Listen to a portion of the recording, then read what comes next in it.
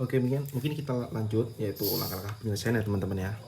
Ketika ada soal, kita memiliki langkah pertama, yaitu tulis persamaan diferensial dalam bentuk diferensial sebagai berikut. Ini bentuk umumnya teman-teman ya, jadi dibentuk seperti ini. Setelah itu kita uji keeksakan persamaan diferensial dengan syarat do m per do y sama dengan do n per do x.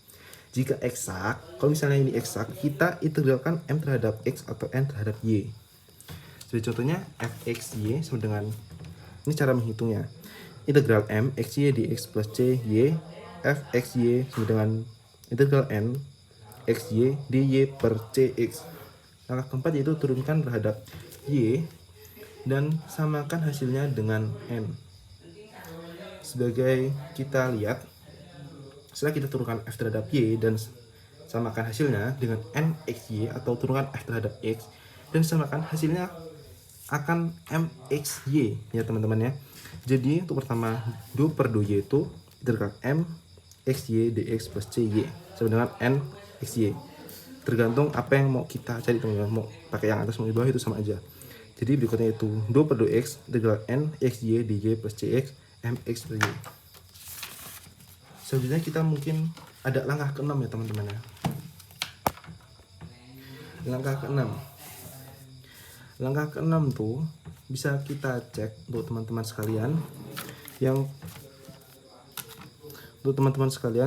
jadi langkah kelima tuh integralkan c aksen y untuk memperoleh c y atau c aksen x untuk memperoleh cx gitu ya teman-teman ya.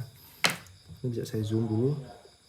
Oke, sebagai langkah ke-6 tuliskan penjelasan umum dalam bentuk fxy sama dengan c ya. Mungkin ada contoh soal yang memang sudah saya siapkan untuk contoh soal sebagai berikut ya teman-teman ya. Mungkin kurang kelihatan. Oke, jadi ini contoh soal pertama, x min 2y dx plus y kuadrat min 2x dy sama dengan 0. Penyelesaiannya kita pakai langkah pertama yang tadi saya bilang ya, kita tulis bentuk umumnya. Kita tahu nih mana yang nilai mxy sama dengan x min 2y ini, dan ini kan udah bentuk umumnya, jadi kita bisa menentukan mana mxy-nya, mana nxy-nya. Nxy-nya itu y kuadrat min 2x. Nah, kedua kan kita harus tahu itu eksak atau enggak ya. Kalau itu eksak, kita bisa lanjut untuk mengintegralkan ya teman-teman ya. Do m per do y, kita bisa tulis do per do y, kita tulis lagi karena sesuai langkah keempat tadi yang kita ketahui. Langkah keempat, turunkan f terhadap y teman-teman ya. Jadi ketika ini kita ketemu, kita memiliki nilai yang sama, min 2. Ini do m per do x nya, do per do x, turunin jadi ini, kita ketemu min 2. Sama nih, kalau sama berarti eksak. Kan syaratnya tadi do m per do y sama dengan do n per do x. Jika sama berarti eksak ya teman-teman ya. Setelah itu kita integralkan ya teman-teman ya. fxy, kita ambil salah satu aja. Kita ngambil yang ini teman-teman. Oke, x min 2y itu kita ambil dari do m per do y ya teman-teman ya. Setelah kita substitusikan, kita akan ketemu ketika kita mengintegralkan jadi setengah x kuadrat min 2x y plus c y. Oke, setelah itu kita coba menggunakan yang satunya, itu integralkan yang satunya lagi, yaitu do per do y setengah x sesuai integralnya di sini tadi teman-teman yang sudah didapat. Jadi ketemulah nilai seperti ini ketika kita turunin terhadap y ya teman-teman ya. Hasilnya ini ketemu kita c aksen y sama dengan y kuadrat. Setelah itu kita integralin c aksen y sama dengan integral y kuadrat. Setelah itu kita ketemu nilai ini ya teman-teman ya, cy sama dengan sepertiga y pangkat 3 plus c. fxy sama dengan setengah x kuadrat min 2xy plus c. Hasilnya setengah x 2 min 2xy plus 1/3 y 3 sama dengan c. Ini langkah terakhir, langkah ke-6, yaitu tuliskan penyelesaian umum dalam bentuk fxy sama dengan c ya teman-teman ya. Jadi kita bisa mempunyai penyelesaian umumnya, yaitu ini.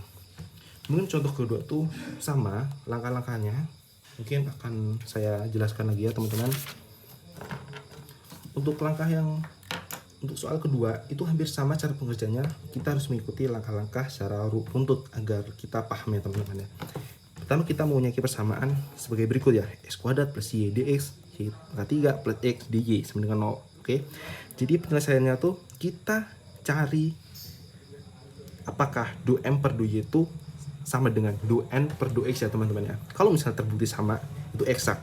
Seperti yang sudah saya kerjakan ini di contoh soal. Ketika ini kita sudah ketemu, kita sudah bisa ambil apa namanya? Ini bagian dari do N per do X ya teman-teman ya. Kita bisa ambil dari sini ya teman. Nih, dan ini yang bagian M-nya. Karena ini udah bentuk umumnya. Jadi kita bisa menentukan secara langsung. Untuk menentukan terbukti eksak atau enggak, ya kita turunkan ya teman-teman ya. Kita turunkan terhadap Y. Ini langkah ketiga ya. Jadi kita ketemu nih. Do M per do Y-nya itu 1, do N per do X-nya 1. Berarti kita terbukti nih eksak ya teman-teman ya. Setelah itu barulah kita masuk ke langkah berikutnya, yaitu mengintegralkan ya. Setelah kita integralkan, kita masukkan persamaan, yaitu ini kita karena udah terbukti eksak, makanya kita bisa lanjut ke mengintegralkan. Jadi ketika diintegralkan, integral X kuadrat plus Y dx plus C Y itu bisa integralkan 1/3 X3 plus XY plus C Y. Oke. Setelah itu kita turunkan do per do Y, kita masukkan hasil kita ini tadi ke langkah berikutnya, itu turunkan F terhadap Y dan samakan hasilnya dengan N. Kita terserah mau pilih mana, tapi lebih enaknya kita pilih yang ini teman-teman ya. Ini. Oke. Setelah itu kita masuk ke ini, kita masukkan ke sini, kita turunkan terhadap Y, dapatlah 0 plus X plus C. Aksen Y sama dengan Y3 plus X. Kan ini sama, makanya kita bisa coret. Kan ini sama nih. Apabila ini geser ke sini akan jadi minus, sama aja kan habis. Ini bisa gini jadi minus X, itu sama aja habis. Jadi lebih baik langsung kita coret. Setelah itu menghasilkan C aksen Y sama dengan Y pangkat 3, integral C aksen Y sama dengan integral Y pangkat 3, karena kita sama-sama di integralnya teman-teman ya. Jadi kita dapat hasil CY sama dengan 1/4 Y pangkat 4. Oke. Jadi kita punya fxy 1/3, kamu bisa lihat ya, 1/3 x3 plus xy plus cy. Jadi persamaannya itu 1/3 plus xy plus 1/4 y pangkat 4 sama dengan c. Selanjutnya kita punya soal yang contoh soal itu yaitu persamaan diferensial non homogen ya teman-teman ya. Sebagai kita lihat. Oke, kita lihat teman-teman ya. Setelah kita lihat-lihat, ternyata soal nomor 2 ini y aksen min 3y aksen min 4y sama dengan e pangkat 2x. Lihatlah, kita memiliki persamaan karakteristik ya sebagai berikut ya. Ketika kita punya R, ketika kita kerjakan persamaan karakteristiknya seperti ini, setelah kita mencari faktornya, kita akan bisa menyesuaikan dengan partikular ya teman-teman ya.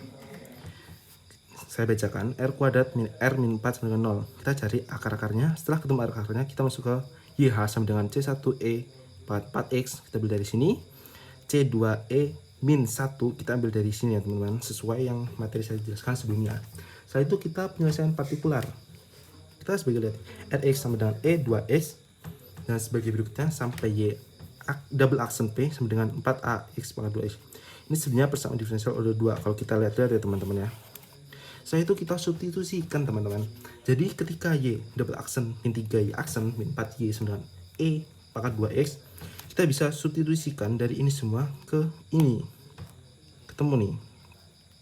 Setelah kita substitusikan Y double aksen, ya kan teman-teman, kita bisa tulis 4AE 2x min 3. Y aksennya kita bisa lihat yaitu ini 2AE 2x pangkat 2x. Kita masukkan. Setelah kita substitusikan semua akan menghasilkan min 6A sama dengan 1, A sama dengan 1/6 ya teman-teman. Sehingga YP min 1/6 E pangkat 2x. Oke, Y sama dengan YH plus YP. Jadi bisa kita ambil C1E 4x plus C2P min x min 1/6x pangkat 2x. Nah, ini adalah hasil dari contoh soal persamaan diferensial non homogen.